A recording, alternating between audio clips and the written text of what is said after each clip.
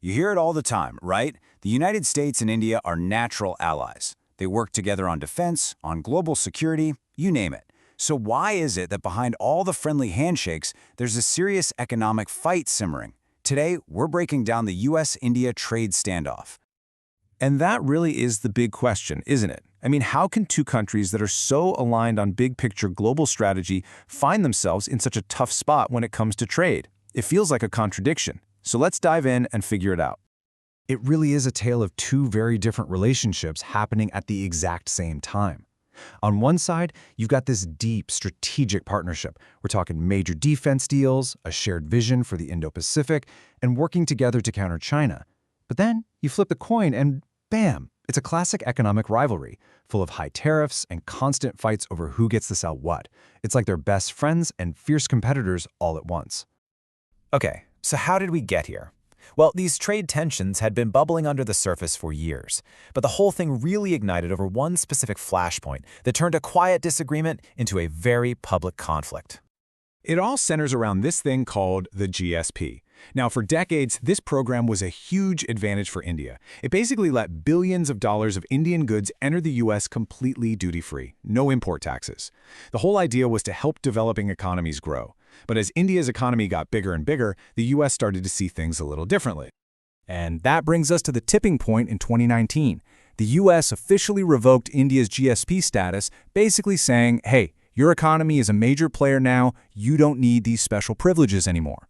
Well, as you can imagine, this was a massive blow to Indian exporters. But India didn't just take it, they retaliated, slapping new tariffs on key American products like almonds, apples, and walnuts. And just like that, the standoff was officially on. But here's the thing. That GSP dispute was really just the trigger. The conflict is actually rooted in several much older disagreements where the two countries just fundamentally don't see eye to eye.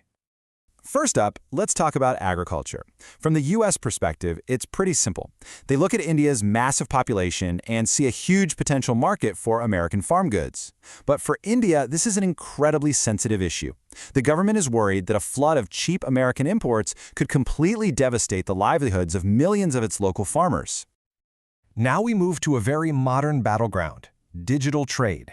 India insists on something called data localization, which just means that data on Indian citizens has to be physically stored on servers inside India. For America's tech giants, think Google, Amazon, Meta, this is a direct challenge to their whole business model, which is built on the free flow of data across borders.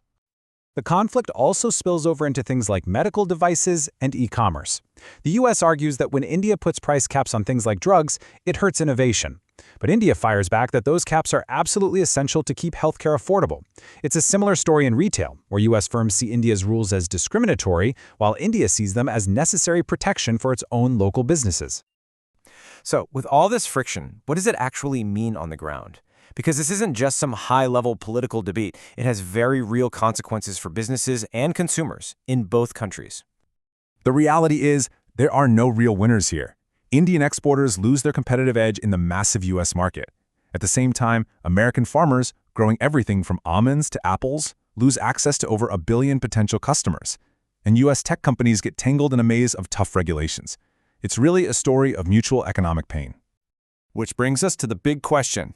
Where do things go from here? Is this trade war actually winding down, or is it really just on pause? Lately, it seems like we're in an uneasy truce. The rhetoric has cooled off, and talks have started up again, especially in areas where they can cooperate, like technology and clean energy. But let's be really clear here. The fundamental disagreements, the ones about tariffs, data, and market access, they haven't gone away. They're still very much on the table. Maybe their relationship is best described by this quote. They are partners, competitors, and negotiators all at the same time. They're strategic allies against shared threats, but they're also fierce rivals in the global marketplace. It's this constant, delicate balancing act. And that leaves us with a final thought. Is this kind of complicated frenemy relationship just a temporary phase? Or is this complex blend of cooperation and competition the new normal for how major powers are going to deal with each other? This isn't just about almonds and data. It's a huge test case. Can democracies like these align against bigger rivals while still fighting economic battles among themselves? The answer is going to shape a lot more than just their future. it could shape the future of global trade itself.